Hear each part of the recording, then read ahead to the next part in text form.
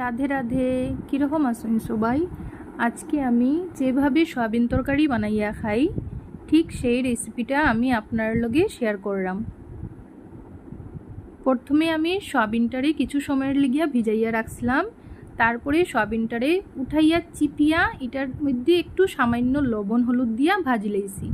ভাজার পরে আলু কাটিয়া রাখছিলাম, আলুটার মধ্যে তেজপাতা, আদা, রসুন, কাঁচামরিচ, পেঁয়াজের পেস্ট দিলাম। কাঁচামরিচ আপনি কাটিয়াও দিতে পারবেন।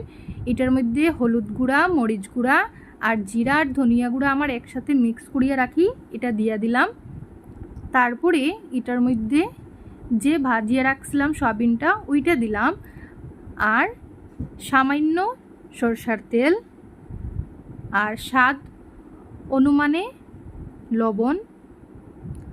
তারপর এটার মধ্যে 2-3 চামচ জল দিয়া এটারে ভালোটিকে মিক্স করতে লাগবো।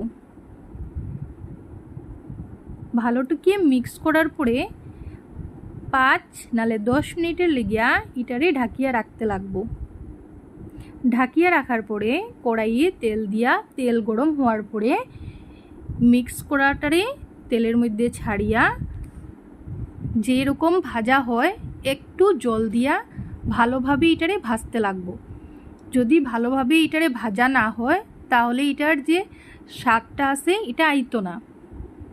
ভালোভাবে এটারে ভাজিয়া তারপর যাতে আলুটা ভালোটিকে সিদ্ধ হয় ওই অনুপাতে জল দিতে লাগবো। দেখুন ভাজাও হয়ে গেছে, জলও দিয়া দিছি।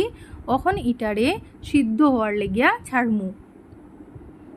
যখন সিদ্ধ হওয়ার পরে সব রেডি, লাস্টে একটু গরম মশলা অ্যাড করছি আর আমার সয়াবিন তরকারি রেডি হয়ে গেছে।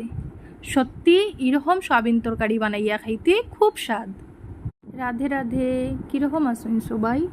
আজকে আমি যেভাবে সয়াবিন তরকারি বানাইয়া খাই ঠিক সেই রেসিপিটা আমি আপনার লগে শেয়ার করলাম। প্রথমে আমি সয়াবিনটারে কিছু সময়ের লিগিয়া ভিজাইয়া রাখছিলাম, তারপরে সয়াবিনটারে উঠাইয়া চিপিয়া এটার মধ্যে একটু সামান্য লবণ হলুদ দিয়া ভাজি লইছি। ভাজার পরে আলু কাটিয়া রাখছিলাম, আলুটার মধ্যে তেজপাতা, আদা, রসুন, কাঁচামরিচ, পেঁয়াজের পেস্ট দিলাম। কাঁচামরিচ আপনি কাটিয়াও দিতে পারবেন। এটার মধ্যে হলুদ গুঁড়া, মরিচ গুঁড়া আর জিরা আর ধনিয়া গুঁড়া আমার একসাথে মিক্স করিয়া রাখি, এটা দিয়া দিলাম। তারপরে এটার মধ্যে যে ভাজিয়ে রাখছিলাম সয়াবিনটা ওইটা দিলাম, আর সামান্য সরষার তেল আর স্বাদ অনুমানে লবণ